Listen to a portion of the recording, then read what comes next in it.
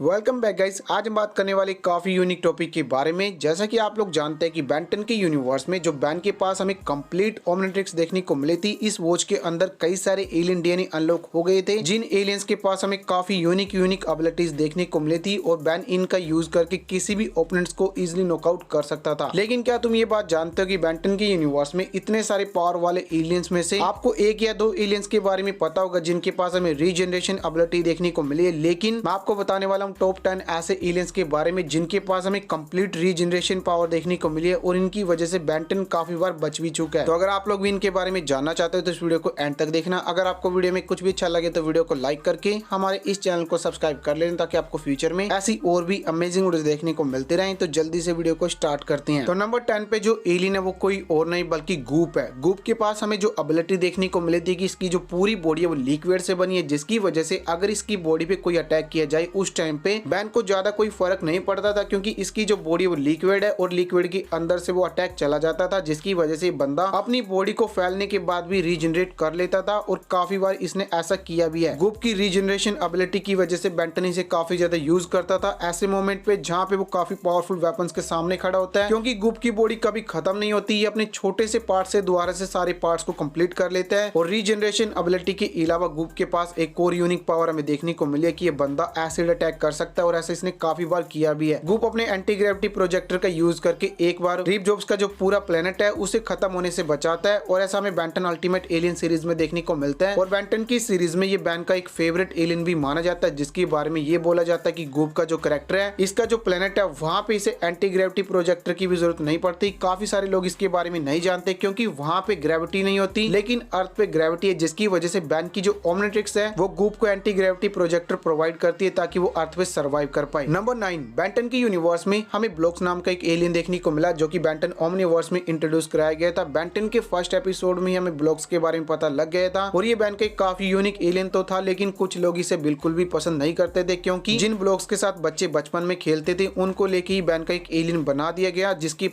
पास हमें blocks generate करने की पावर देखने को मिली थी। और इसी पावर की वजह से बेन का एक रीजनरेशन वाला एलियन भी बन जाता है, क्योंकि बेन 10 के यूनिवर्स में ब्लॉक्स की बॉडी को हमने काफी बार डिस्ट्रॉय होते हुए देखा है। इसकी बॉडी पार्ट्स अलग अलग हो जाते हैं, लेकिन उसके बाद भी ये न्यू ब्लॉक्स को जनरेट कर लेता है और अपनी बॉडी को दोबारा से ठीक कर लेता है, और अपनी बॉडी को काफी ज्यादा स्ट्रेच भी कर सकता है। वही अपने ब्लॉक्स का यूज करके कभी कभी अपने ओपोनेंट्स को उसके अंदर, और बेन 10 रिबूट के अंदर तो एक बार ब्लॉक्स की बैटल हमें एलियन के साथ भी देखने को मिली थी। क्या आपको ये वाला एलियन पसंद है? कमेंट करके मुझे बताना, क्योंकि कुछ लोग बेन 10 के ऐसे फैंस हैं जो कि ये बात बोलते हैं कि ब्लॉक्स के जितना बेकार एलियन बेन के पास नहीं है। Number 8, wild wine. बेन 10 के यूनिवर्स में वाइल्ड वाइन की जो फर्स्ट अपीयरेंस हमें देखने को मिली थी, ये देखने को मिली थी बेन 10 क्लासिक में, यानी कि बेन 10 ओरिजिनल्स में, जहाँ पे हमें पता लगता है कि एक प्लांट आके बेन के पूरे अर्थ को डिस्ट्रॉय करने वाला, लेकिन बेन की जो वॉच है उसका आर्टिफिशियल इंटेलिजेंस उस प्लांट के साथ बात करने के लिए बेन को वाइल्ड वाइन का डीएनए प्रोवाइड कराता है, जिसके बाद बेन उसके साथ बात भी करता है। लेकिन वो बात करने के बाद भी ये चीज नहीं मानता कि वो अर्थ को डिस्ट्रॉय ना करे, जिसके बाद बेन जो वाइल्ड वाइन का यूज करके उसके साथ बैटल करता है। और वाइल्ड वाइन के पास हमें कई सारी यूनिक एबिलिटीज देखने को मिलती है, जैसे कि वाइल्ड वाइन अपनी पीठ पे काफी सारे बॉम्ब्स को भी जनरेट कर सकता है, जिनकी वजह से काफी पावरफुल ब्लास्ट कर सकता है। इसकी जो बॉडी है वो एक प्लांट की तरह अपनी बॉडी को स्ट्रेच कर सकती है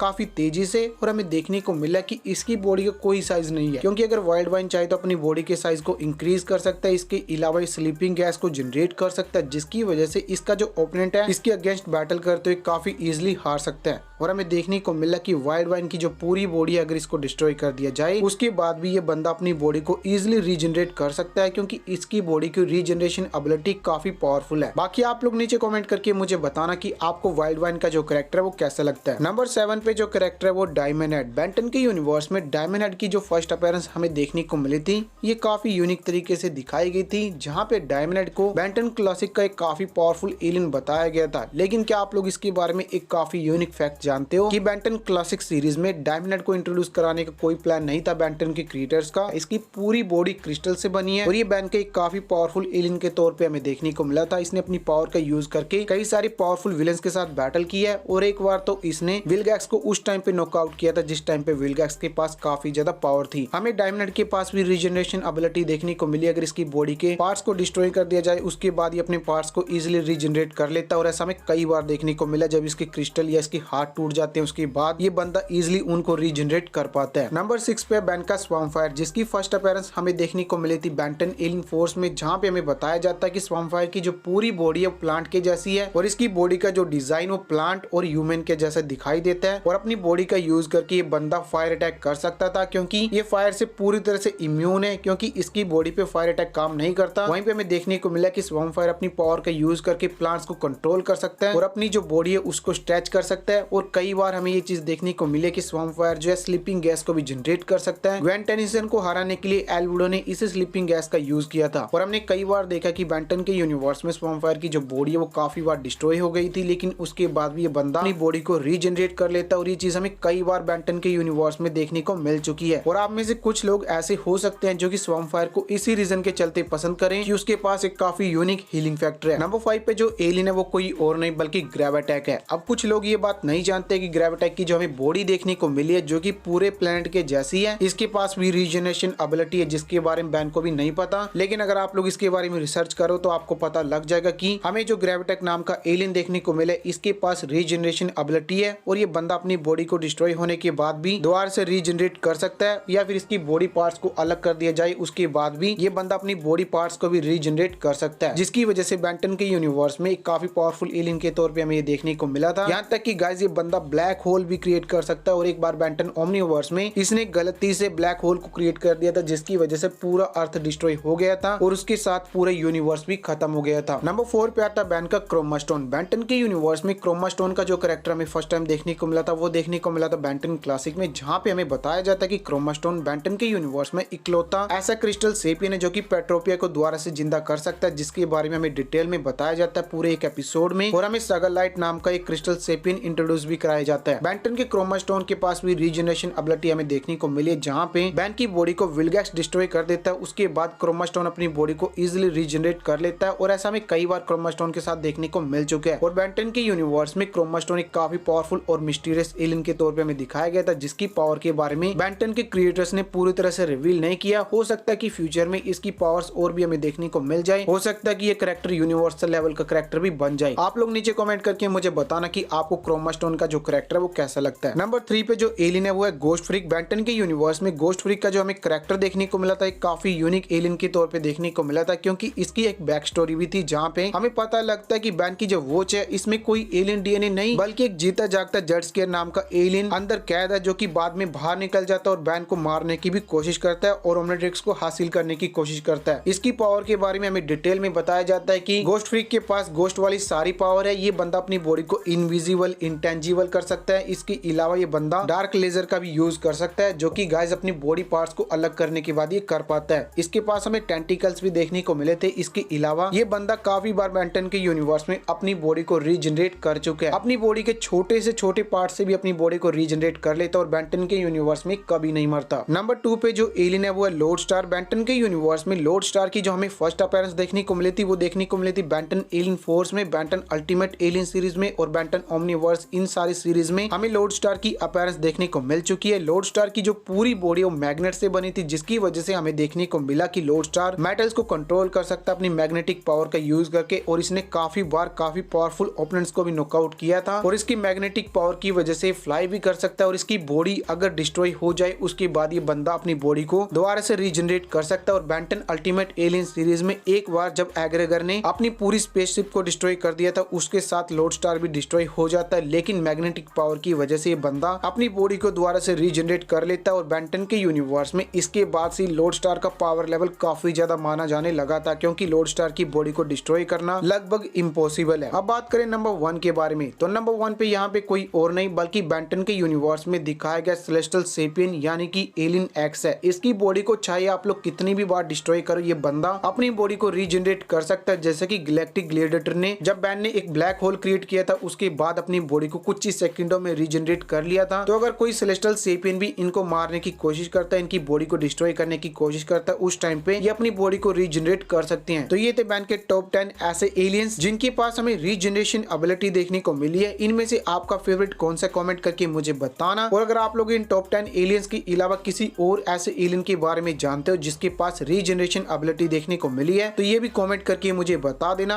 और नेक्स्ट वीडियो आप लोग किस टॉपिक पे चाहते हो वो कमेंट करके बताना। और अगर आपको वीडियो वीडियो में कुछ भी अच्छा लगा तो वीडियो को लाइक करके चैनल को सब्सक्राइब कर लें, ताकि आपको फ्यूचर में ऐसी और भी अमेजिंग वीडियोस देखने को मिलती रहें। और हमारी इस वीडियो को अपने फ्रेंड्स के साथ भी शेयर करना, ताकि वो भी इस वीडियो को देख पाएं। तो चलिए फिर मैं मिलूंगा आपसे हमारी अगली वीडियो में, तब तक के लिए बाय बाय।